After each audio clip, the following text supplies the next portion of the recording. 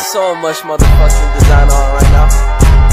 Break it down, bring it back, make it clap. I got 3 old thoughts, new block, where that thing. Bitches on my line, and you know they come straight. Hold up, what it not, 45, scope it cash like, whoa. How you fucking with these hoes up? Bikinnya ompong mengerang rantau, tugal mandor nyusah. Kuyo gundul pesan aku sering ngampek kendul. Gendru wortel latih lo tampak lo yo. Serangkau jalannya miring-miring itu yo. Belum selesai menaku nong Cino. Pak Moyo terguling ke Bengawan Solo.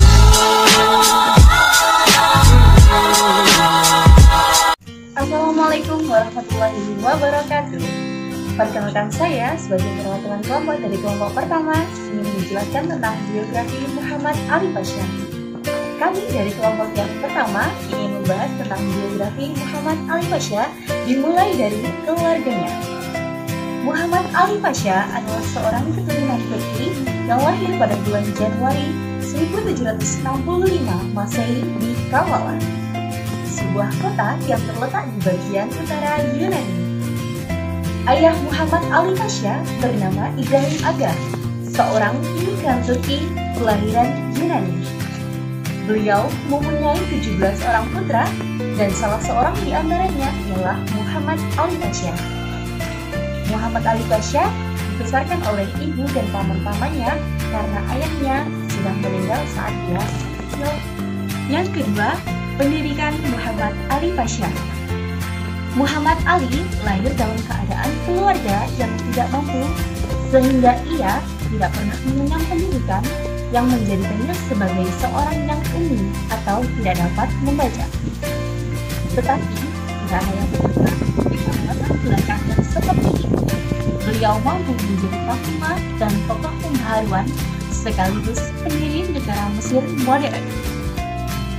Dari keadaan Muhammad Ali Pasha yang demikian ini membuat ia menjadi seorang yang pemuda yang giat, bekerja cakap, dan sifat kecakapannya pun membuat ia lebih dikenal bahkan disayangi oleh Gubernur Utsmani.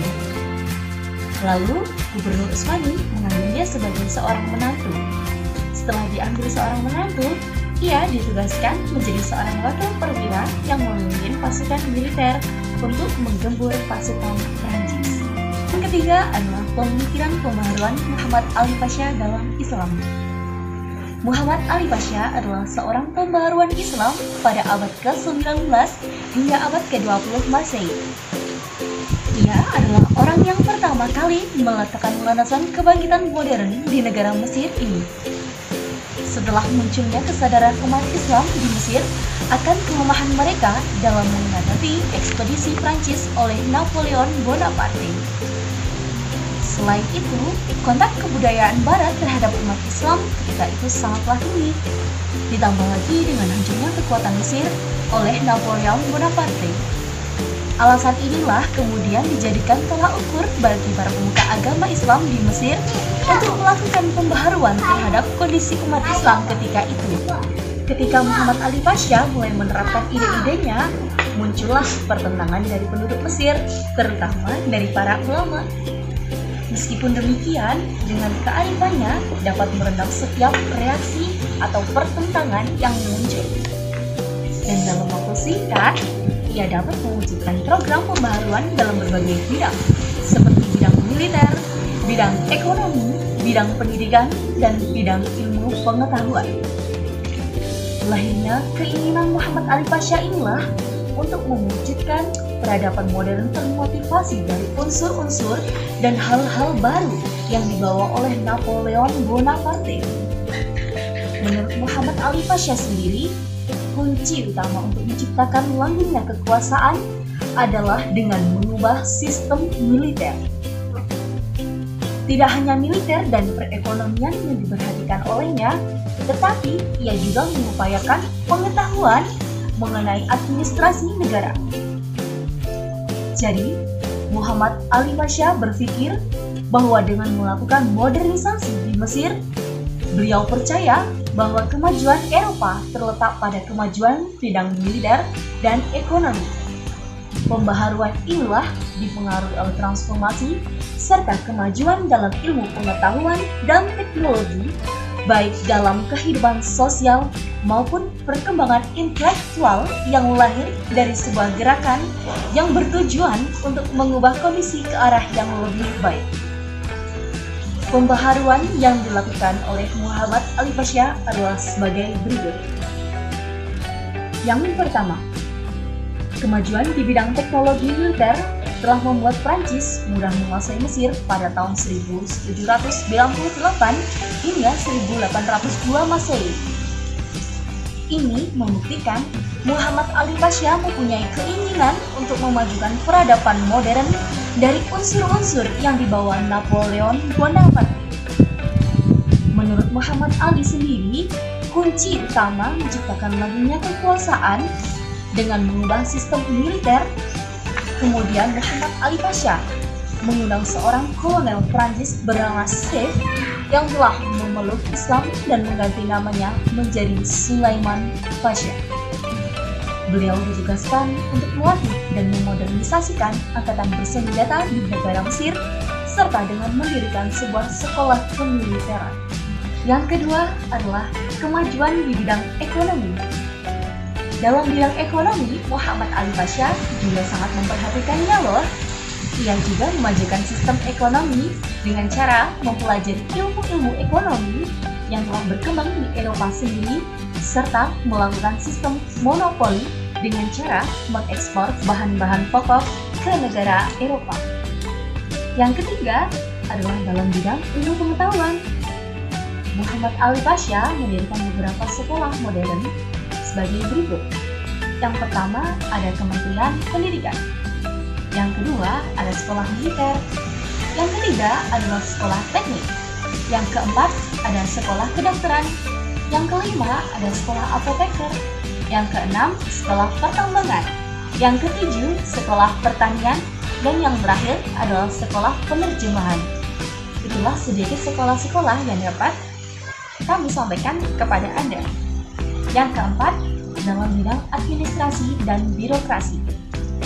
Muhammad Ali Pasha mengelompokkan masyarakat dalam suatu pola yang meliputi budaya, tipe, dan organisasi. Yang kelima, ada dalam bidang pertanian. Muhammad Ali Pasha menyuplai para petani dengan bibit-bibit pertanian, alat-alat pertanian, serta pupuk-pupuk untuk dikembangkan para petani. Dan yang terakhir, ada pabrik. Pabrik ini berhasil didirikan oleh Muhammad Ali Pasha di negara Mesir loh. Contoh dari pabriknya antara lain adalah pabrik besi, pabrik gula, pabrik kertas, pabrik sabun, dan pabrik kaca. Selanjutnya ada karya. Hasil karya Muhammad Ali Pasha di Mesir adalah sebagai berikut. Yang pertama, ia melakukan modernisasi Islam dalam menerapkan pendidikan syariah dan pendidikan moral dalam sistem pendidikan di negara Mesir, mendirikan lembaga pendidikan serta lembaga tenaga kerja. Yang kedua, di dalam memperkuat ekonomi. Sebagai pemikirannya, ia mencoba membangun sistem irigasi dan memperbaiki irigasi yang lama. Lalu beliau melakukan penanaman kapas dan mengirim orang Eropa ke Mesir untuk mengajarkan ilmu pertanian kepada bangsanya. Yang ketiga, darinya sistem pendidikan terbaik muncul di negara Mesir ini, hingga telah menciptakan berbagai sekolah kejuruan dan sekolah formal seperti sekolah kedokteran, membangun sekolah militer, sekolah farmasi, sekolah penerjemahan, sekolah pertambangan, dan yang terakhir adalah sekolah pertama. Yang keempat, bekerja sama dengan Prancis. Muhammad Ali Pasha bekerja sama dengan Prancis untuk melatih sistem militer baik angkatan darat dan angkatan laut di negara Mesir. Yang terakhir atau yang kelima adalah mengirimkan para pelajar Mesir untuk belajar ilmu penerjemahan ke negara Eropa. Yang terakhir di sini ada wafatnya dan ibrah dari Muhammad Ali Pasha.